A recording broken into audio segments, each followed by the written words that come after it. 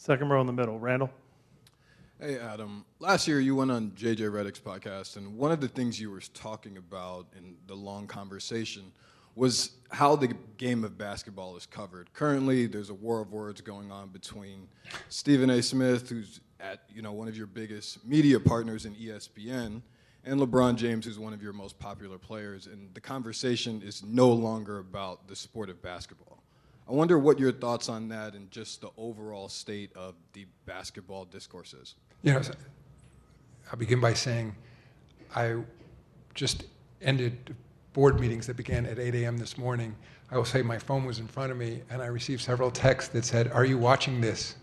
And I said, "What's this?" And they said, "Stephen A." So I understand. I saw some of the headlines that came out of it. I mean, it's fascinating. Joe Dumars actually was talking about the state of the game at our board meeting. Actually, Mike Krzyzewski also, who's become an advisor to the league, spoke about the state of the game as well. But Joe was saying to the team representatives in the room, many of whom have not been involved in the game as long as he has, that we're a particular sport in which that kind of debate seems to be part of the DNA of this league. And I'm jealous sometimes, it seems, that in other sports that I'm a fan of, and when I watch the coverage, particularly around the games, it seems to be more celebratory often than it is in the NBA.